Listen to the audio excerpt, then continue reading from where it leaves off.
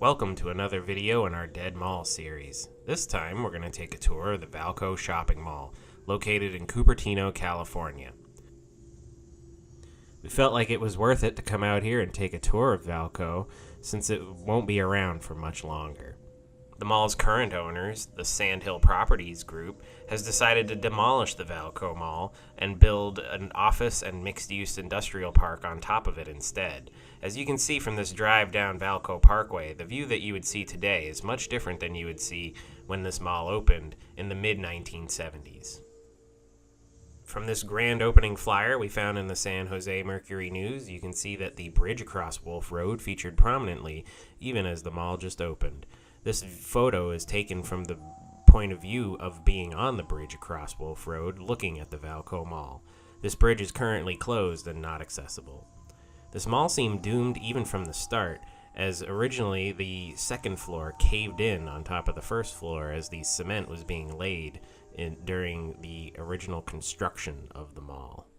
The intersection of Valco Parkway and Wolfe Road has changed dramatically since this photo was originally taken in May of 1978.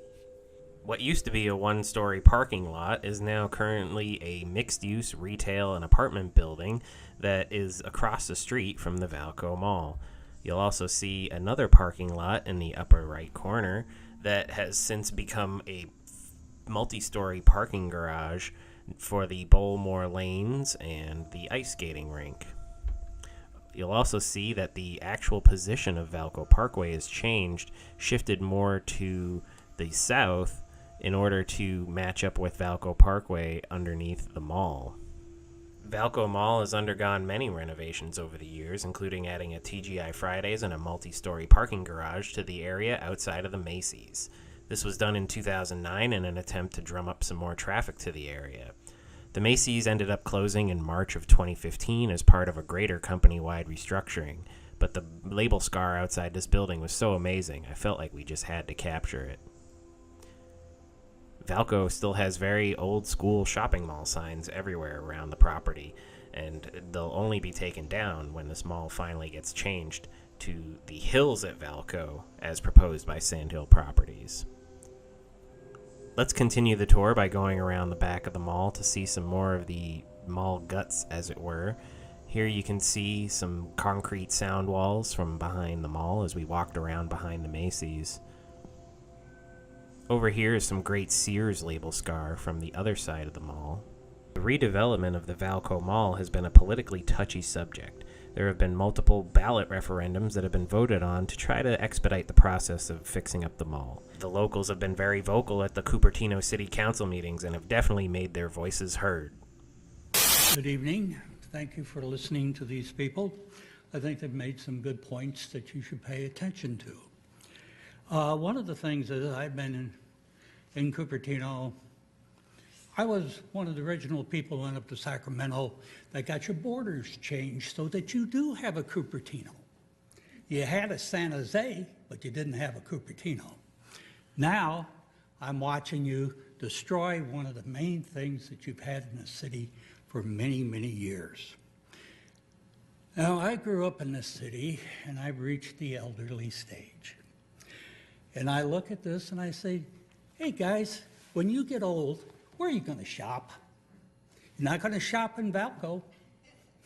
It ain't going to be there because you personally killed it. Now I'm going to ask you a question. Do you have a master plan? You do? You don't? Okay, I guess if you don't say yes, you don't have a master plan, do you? For the city. So therefore you can't change it. Therefore you don't know what you're doing. If you don't know what you personally are doing, then what are you doing sitting up there? Why don't we get a new group? People ought to do something for the people that are in this city. Now, the population is aging. It's doing it all over this country. And what are you doing? You're going to let them all go on their walkers and strollers and things like that to walk the streets in order to try and do some shopping. Yeah. I hope you get a knee replacement. That's right, I'm pointing at you. so you can learn how much fun it is to walk when you can hardly move your leg without pain that brings water to your eyes. Yes, I think you're a bunch of great people. I hope you prove me right. Thank you. Judging by the applause, I think the rest of the room liked that guy as much as I did. So let's enjoy and continue and move on our tour of the Valco Mall. We're driving down the outside of the mall here. You can see the Bay Club, which was formerly the Sears. On the left side of your screen right now, you also see the Auto Center that used to be a part of the Sears. This building has just been left up and fenced around with chain link fence covered with green plastic so that people will stay out of it, but there's really nothing going on there. Back here, you'll see the back area of the Sears, including the blacked out cafe area or possibly an outdoor garden center that is currently no longer being used. You'll also see the great label scar from the merchandise pickup area back behind the Sears. This is the back of the mall, which you can see there are still cars parked underneath, but most of the businesses back here are no longer operating. As we were driving up behind the mall, we kind of got confused and didn't quite know where to enter. We thought we might have to go underneath that tunnel in the middle, which takes you underneath the mall through to Valco Parkway.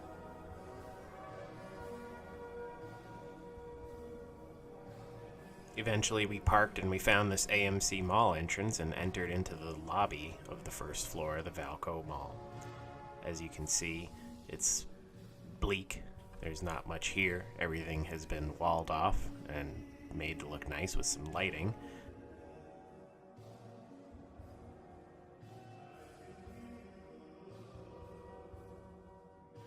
However, even the neon can't hide how quiet it is in here. You could literally hear a pin drop.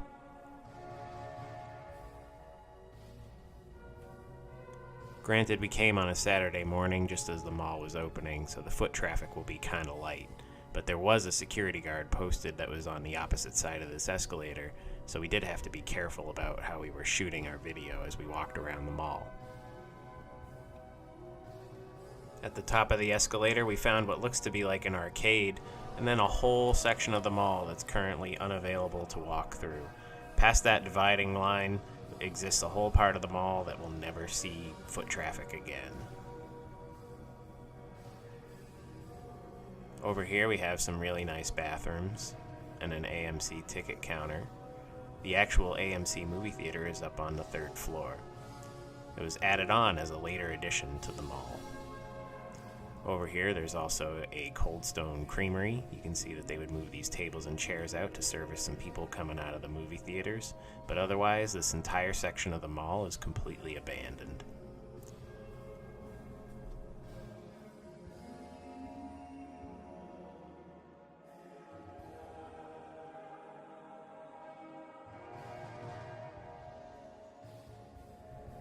I apologize for some of the shaky camera throughout here. We were trying to really conceal our iPhone so that we weren't being watched by mall security too hard. But we did manage to get some pretty decent shots of this completely empty hallway that is between the AMC movie theater and where the Macy's used to exist.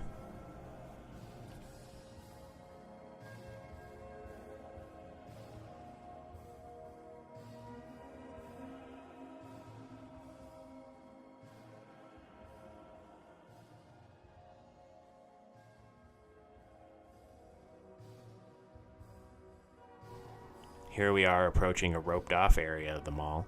It prevented us from going any further on the 2nd floor. There are a bunch of advertisements for the Dynasty Seafood Restaurant, and it's pointing us towards an elevator that's available over here. As you can see, there is not anything else open in this section of the mall, so there really was a surprise that there was a fully open seafood restaurant that was down below.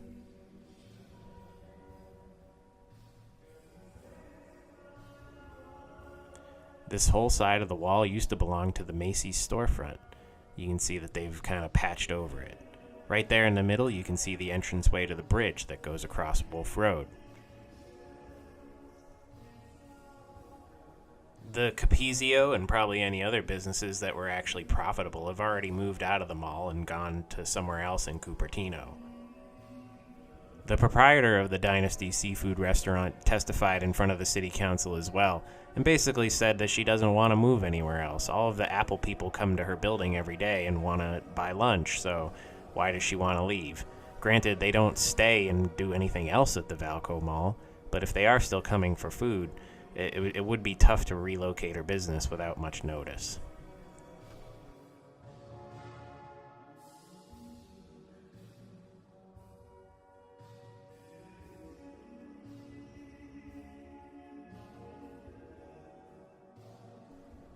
In the back here, we're actually walking by the mall management office. I hope that we weren't caught on too many of their cameras and they decided to, put us on some kind of bulletin board. Watch out for these miscreants here.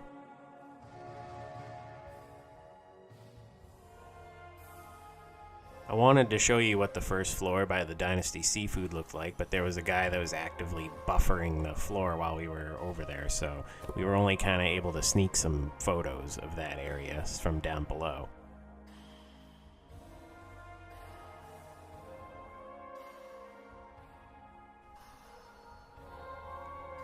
Here's the bottom of those escalators that were roped off from the area that we showed you earlier.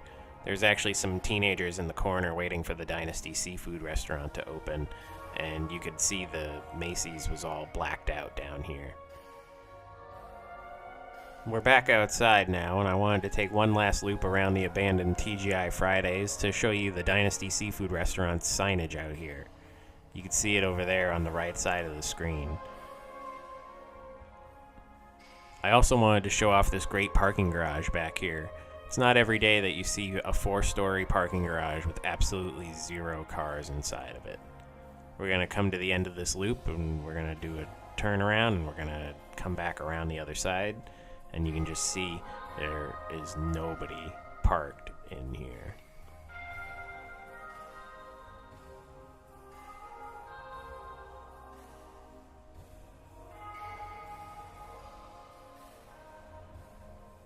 I love the foliage around here. The trees were beautiful, the grass was well maintained for the most part. The bushes needed a little bit of work. So there you can see the Dynasty Seafood Restaurant as we come around the corner and back out onto Wolfe Road. These little awnings still say Dynasty Seafood Restaurant if you can see it underneath all the dirt and grime from all the air pollution. As we drive past the last outside signage for the Dynasty Seafood Restaurant, let's flip around and go the other way down Wolfe Road. As we drive past the parking garage, you can see another one of those retro Valco signs that shows there are still businesses open over here. First, we're going to pass the Bowmore Lanes, a nice bowling alley.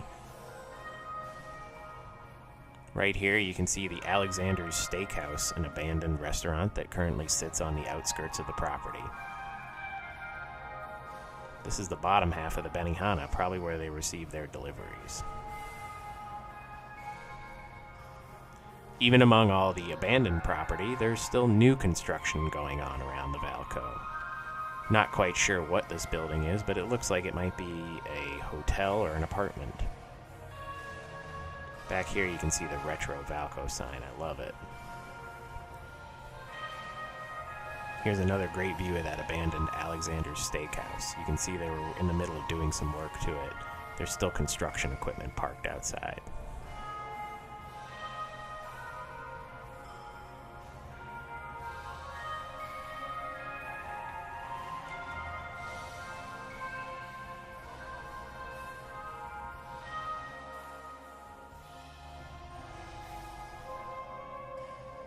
I love the retro signage that you can see from the freeway. Just to show how dead this side of the mall is, you can see that the parking lot is mainly being used for storage. Here you can see some dumpsters that are being used for construction debris, and all of these Subarus that are parked here are part of an overflow storage parking lot for a local Subaru dealer. The trees out here are simply gorgeous.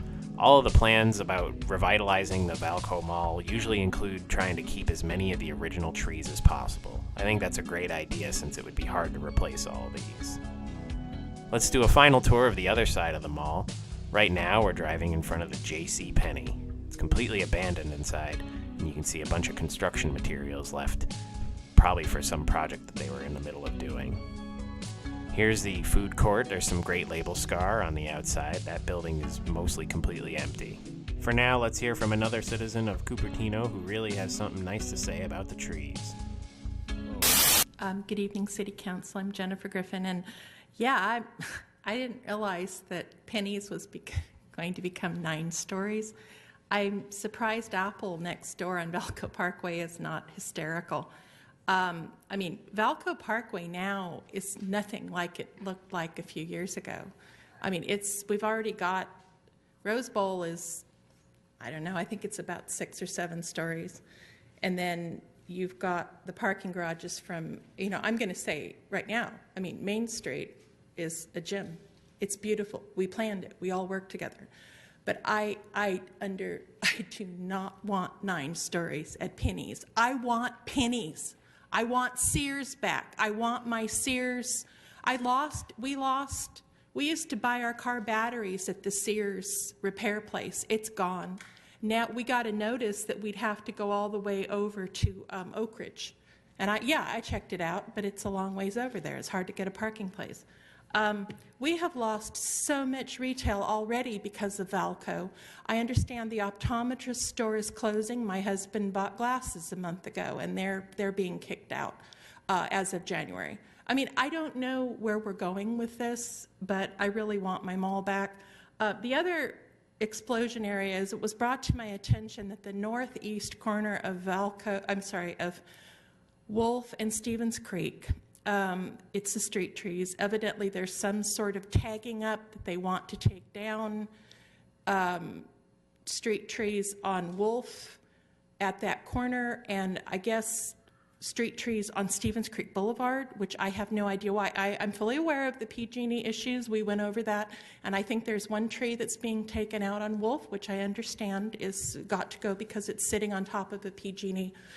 But I haven't seen this. It was brought to my attention. I guess I'm assuming that the trees have ribbons around them. But, under no circumstances should we be taking any street trees out on Stevens Creek Boulevard. That's heart of the city. We lost all of our street trees in front of the Metropolitan, and we have lost every single street tree on Main Street due to whatever. Every single tree on Main Street was taken down due to the building of Main Street. Under no circumstances should we be taking down any street trees on Stevens Creek Boulevard, and no way over my dead body are those ash trees in front of Sears at Valco going down. No way. They stay, okay?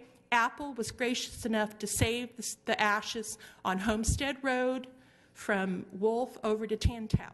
So we get the ashes in front of Sears and that Bay Club. They are hallmarks of Cupertino. They do not go down under any circumstances. They are saved. And we have to draw the line in the sand somewhere, and I'm drawing it. Thank you. Thank you. This mall has undergone many changes over the years, with many more yet to come.